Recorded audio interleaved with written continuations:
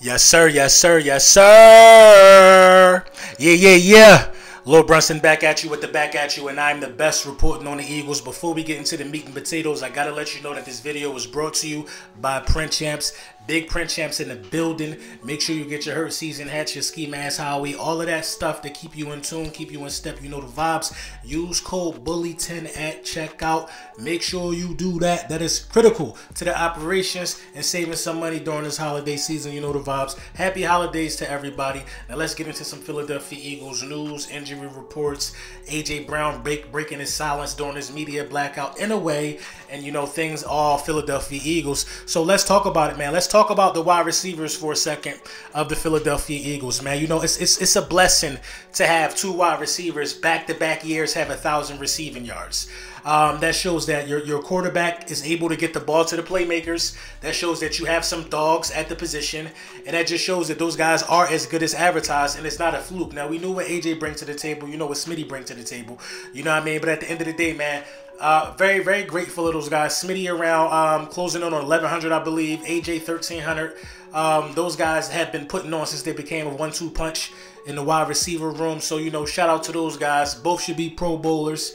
You know what I mean? Both really excelling at the position. I see Smitty getting better every week, honestly, as scary as that sounds. But yeah, man, you know, congratulations to AJ Brown and Devontae Smith. And I just want them to know, if they ever see this video, we are lucky as Philadelphia Eagles fans to have those dudes in the wide receiver room for sure. So we know AJ Brown has not been talking to the media. You know what I mean? He has no plans on talking to the media. He just ain't in that space right now. And you got to respect that. If you're a media person, or even if you're a fan, you got to respect that, because, you know, at the end of the day, what AJ Brown does do is show up. You know, he does his job. So yeah, I don't give a damn who he talks to or who he don't want to talk to. He comes in, shows up, does his job. You can't say that the $25 million a year is a waste of money. You know what I mean? Not to talk financials or anything like that. He does his job. So as far as I'm concerned, he don't got to talk to nobody. He just got to know the playbook and do his job. This is his job. You know, but he did take to Twitter because he's been hearing a little bit of the, you know, people saying he's not doing his job. And he posted a memorable moment 4 years ago from KD when he was playing with Golden State. And it goes to the tune of something like this. Y'all come here every day, ask me about free agency, ask my teammates, my coaches, you rile up the fans about it. Y'all, let us play basketball. That's all I'm saying. And now when I don't want to talk to y'all, it's a problem with me. Come on, man. Grow up. Grow up. Yeah, you, grow up. So yeah, man, you know, I'm on board with it, man. You listen, he ain't got to talk to nobody if he don't want to. He only responsible for coming in there and doing his job, and that's exactly what he's been doing. So shout out to AJ Brown, man. Talk to him if you do, talk to him if you don't. It don't make us no difference. Just come out there and go to work like you've been doing, and you forever gonna be a Philadelphia Eagles legend in the making. You know what I mean? When it's all said and done. The injury report, man, you know, Landon Dickerson is slotted to come back. He was out there working out today. The big one for me, though, is Devontae Maddox, man. I really can't wait to get Devontae Maddox on the football field, because one thing that I know that Maddox brings to the table that'll be, you know, greatly appreciated or just recognized, you know what I mean, by real football guys that really watch the game, is the willingness to tackle. Maddox ain't never been scared to put a hit on nobody. He might be the smallest guy. He might not have the best rapping technique. But Maddox he kind of reminds me of a smaller version of Reed Blankenship at time. Shooting the gap when he can see the play and recognize the play. But, you know, it's going to take some time. It's going to take these two feel-good games to get him ready for the playoffs for sure. Hopefully, if we sneak in and get that #1 seed, we can get that rest and get him brought up to speed as well. But I think Maddox needs to start playing now. If he can, ease him in there. We know he hasn't played in a while. It was a pectoral situation, so, you know, he should be full tilt and ready to go. Landon Dickerson, that goes without saying how important that is. But Maddox has the potential. Like, if Maddox could come in here and be that interchangeable piece with Roby and things of that nature, Maddox has the potential to really make this defense better overnight, especially in the passing game. You know, so I'm anxious to see, you know, if Maddox gets some time and how we keep him acclimated and how we're going to move and you know, go about, you know, bringing him in this thing. Because Roby has been playing well, if you ask me. But the thing about Maddox is Maddox also has some experience at safety. So, you know, I can understand Maddox coming in at safety and getting some things done as well there. the Philadelphia Eagles have a unique opportunity in front of them, to say the least. I mean, you're back in first place in the NFC East. You got the Arizona Cardinals, who really haven't shown much life or much fight. You know, they're just getting Kyler Murray back.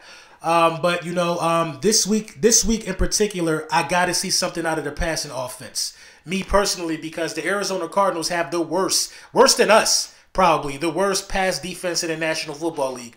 If this will be the week that tells me all I need to know about, you know, this offense and how they scheme the game plan. If we can't really have a dominating performance on the offensive side of the ball against the Arizona Cardinals, then this offense is too wishy-washy for me, man. You know what I mean? I'm just calling a spade, man. I think these guys need to come out here and have a performance that says we could put up points. You know what I mean? A performance that says we could score at will. And the Arizona Cardinals pose the best opportunity for us to do this. So I'm looking for the Philadelphia Eagles to drop about 35 points in this game. I ain't going to lie. I'm looking for this game to I want this game wrapped up by halftime. We got the personnel to do it. You know what I mean? What we missing is the game plan, and what we missing is just guys coming out there and you know, really wanting to put their foot on the neck of the opposition. Like, you got to go out there and try to destroy a Jonathan Gannon-led team, and that's just what it is.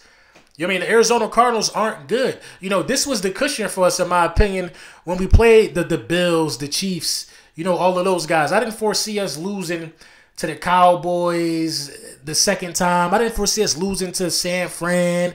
I didn't foresee us losing to the Seahawks. But this was the cushion, the makeup cushion for this.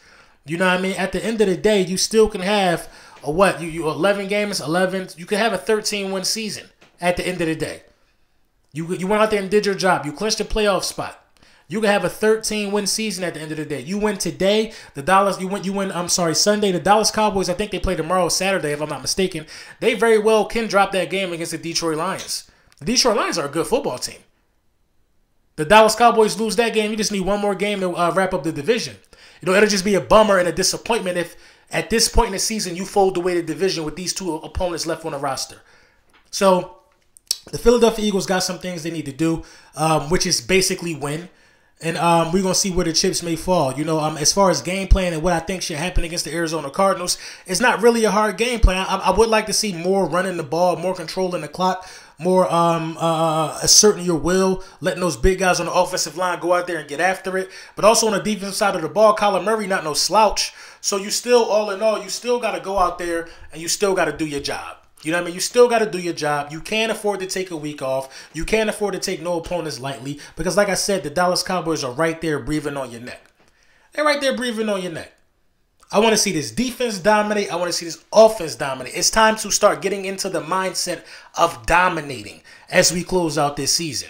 You know what I mean? So, you know, that's just is what it is, man. So we're going to see where the chips may fall, but I got the Philadelphia Eagles winning this game 35-18. I think the Eagles put together a dominating performance and blow the doors off these guys on the defensive side of the ball and the offensive side of the ball, but we shall see. Let me know what y'all think in the comments. Give your score predictions below. Make sure y'all enjoy the holidays, enjoy your family, things of that nature. And, you know, we're going to circle back here. Of course we will.